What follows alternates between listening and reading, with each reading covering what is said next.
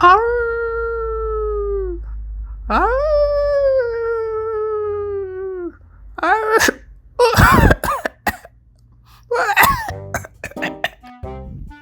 Halo, selamat malam kaum rebahan yang di kasur. Gimana kabar kalian? Hari-hari kalian gimana juga? Masih gitu-gitu aja? Tiba-tiba jadi kepikiran nih, kenapa ya kucing pentilnya ada banyak?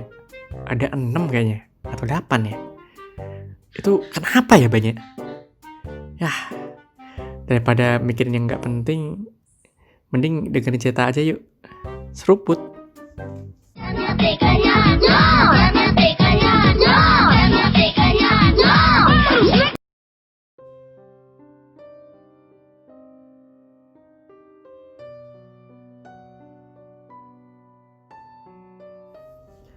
Pesan di mimpi. Pada bulan Desember lalu, tepatnya tanggal 26, 27, bertepatan dengan libur semester ganjil kami, mendapat jatah libur juga. Enaknya jadi pengangguran ya gini. Kami berlima, aku, Pak Pepe, Pak Towa, Aking, dan Terpal, seorang murid, yang awalnya merencanakan pendakian ke Gunung Dua Saudari, akhirnya mengurungkan niat karena Pak Towa harus menjaga istrinya yang mau ngangon. Setelah berdiskusi selama beberapa hari, kami memutuskan untuk melakukan pendakian ke Gunung Gede. Cukup gede, agak gede, dan benar-benar gunung gede. Ya karena gunungnya gede. Sore itu sekitar jam 2 siang, setelah aku dan Ake ngebeli logistik, kita berangkat dari Sukabumi, Love Earth, Like Earth, menjemput Pak Pepe. Ngomong-ngomong namanya kok aneh ya, Pak Pepe. Jangan salah ucap lah. Dilanjutkan dengan mengendarai bus jurusan Sukabumi, Bandung. Sementara Terpal menuju ke Cianjur. Jam 3:30 sore, karena jalanan macet banget, kami sampai juga. Bertemu dengan Terpal, kemudian melanjutkan perjalanan dengan menggunakan bus jurusan Cianjur Ciawi.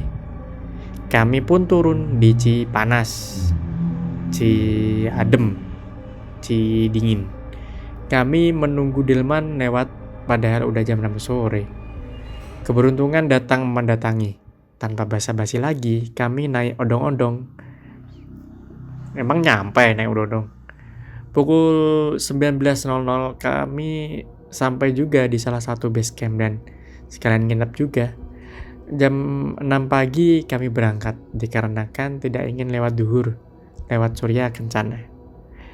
Terlihat rombongan pendaki yang didominasi oleh dedek-dedek kremes dan anak-anak pramuka sudah memulai pendakian ini. Melangkahkan kaki dari base camp sampai buntut lutung, keadaan masih santai dan kondusif, diiringi drum band dan ketawa online. Sampai akhirnya kita dikejutkan dengan celotehan si Aking. Pak, sepertinya aku pernah kesini deh. Itu namanya dejavu kali King. Emang kalau sering ngelem ya gitu. Kami menjawab. Beberapa jam kemudian kami sampai di alun-alun Surya Kencana. Dalam perjalanan, tiba-tiba si Aking bertanya, Pak, batu-batu ini kira-kira bekas apa ya? King, coba ambil satu lah. Ambil batunya dan cium baunya. Kalau penasaran, kataku. Dia ambillah batu itu dan diciumnya. Batu itu. Anjir, bau tai. Ini batu bekas cebokan orang pas boker di sini ya? Kami semua cuma ngakak on dan melihat tingkahnya. Selepas itu kami membangun 2 tenda. Aku bersama Pak Pepe, Aking bersama Terpal. Malam pun tiba. Setelah makan, kami pun tidur. Aku lihat samar-samar beberapa kali Pak Pepe terbangun dari tidurnya. Tiba-tiba, aku kaget dikejutkan oleh Pak Pepe. Tiba-tiba dia memelukku waktu tidur. Sial emang. Pak, ada apa Pak? Aku tadi mimpi aneh, katanya. Mimpi apa Pak? ada yang nyuruh aku pulang sekarang, tapi harus lewat jalur Gunung Putri, jangan jalur Salabintana. Pokoknya harus pulang sekarang, ungkap dia. Terus, tadinya aku anggap itu hanya mimpi aja. Tapi setelah tidur lagi mimpinya nyambung. Setelah mimpi yang pertama, ternyata tadi mimpi yang kedua Pak OAOE melarang kita pergi. Pak OAOE ngomong, udah di tenda aja, jangan kemana-mana. Padahal tenda ada yang goyang-goyangin. Setelah mendengar cerita Pak Pepe, aku lantas menyuruh dia untuk kayang dan jangan menceritakan ke Lambe Turah. Bikin gosip lagi. Jam 5 pagi kami memutuskan untuk summit. Aking, terpal udah bersiap, tapi Pak Pepe nampaknya masih ragu untuk naik. Setelah ku kasih marimas, akhirnya dia mau juga. Serga marimas ya Pak. Turun dari summit, tak disangka kaki Pak Pepe mengalami cedera yang lumayan serius. Jam 9 pagi setelah packing, kita bergegas pulang melalui jalur Salabintana. Jalur yang dilarang oleh seseorang yang dimimpinya Pak Pepe. Dari kejauhan kami melihat ada beberapa orang yang turun dari jalur itu. Lantas kami mempercepat langkah dari simpang gemuruh terpal di depan, sementara aku sweeper dan menjaga Pak Pepe. Kami mulai dengan perlahan dikarenakan kondisi Pak Pepe yang kurang baik dan jalur berupa akar yang sangat landai. Setelah istirahat, aku membagi menjadi 2 kelompok, mengingat kondisi Pak Pepe yang lumayan lah. Ya lumayan. Lumayan apa ini? Tidak seperti biasanya, jalur Salabintana saat itu sangat rame banget. Ada becak kelap-kelip, ada tong setan, ada biang lala, ada penjual cilok, dan bahkan ada catur 3 langkah. Ngemeng-ngemeng nih gunung apa pasar malam. Waktu terasa lama sekali. Aku lihat jam di tangan udah menunjukkan jam 3 sore. Bapak, perasaan jalannya ini lagi. Bener gak? Kalian ngerasa gak? Sekarang jalurnya memang jelas dengan ikatan tali rapia di sepanjang jalan. Pak Pepe tahu 4 tahun lalu aku pernah tersesat keluar dari jalur resmi ini. Pak Pepe yang heboh, dan aku lihat udah mulai gak bersemangat dengan langkah kaki yang gak stabil. Ya, dia berkata, Pak OAOE, aku udah pasrah lah sepertinya kalau ada yang muncul. Pak OAOE lari aja gak apa-apa, balas dia. Wah, Pak Pepe kebetulan sekali. Pak Pepe emang pengertian. Karena gitu, dadah Pak Pepe, selamat tinggal. Pak OAOE, kan setannya belum muncul. Udah mau ninggalin aja, sialan ente, katanya. Oh iya, maaf ya Pak, sengaja, hihihi, kataku. Aku dan Pak Pepe bersuka cita karena terlihat papan petunjuk jalan yang mengindikasikan kantor pelayanan satu atap tinggal 1 kilometer lagi. Sekitar 50 meter dari kantor, aku bertemu dengan Aking dan Terpal sedang bergandengan tangan. Melihat kami datang, mereka buru-buru lepas tangan dan pura-pura ayan. Dasar mau kampret.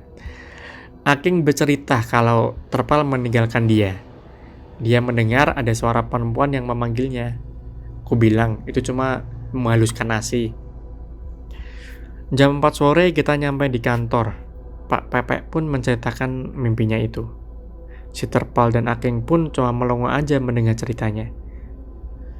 Sekitar 1 minggu semenjak pendakian itu, aku pun dikejutkan dengan chat dari Aking.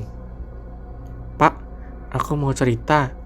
Aku mau ngomong, kebetulan di balik pendakian yang seminggu lalu, aku mengalami sesuatu, Pak. Tanpa baju, aku pun langsung ngegas ke rumahnya, ngeng. Pak, sebenarnya aku mau ngutang, katanya dengan wajah kampret. Ya, ternyata firasatku bener. Nih, 5.000 buat ente makan aja lah. Sikat, gak usah utang-utangan, kataku. Sebenarnya ketika kita pertama kali datang, aku udah melihat ada sesuatu di tempat kita menginap, Pak. Ada sosok bayangan, ya kayak Ninja Warrior, ujar Aking. Waktu pas malam juga aku inget 3 kali ada 2 orang yang saling berhadapan, lagi ngomong gak jelas, di tenda bapak.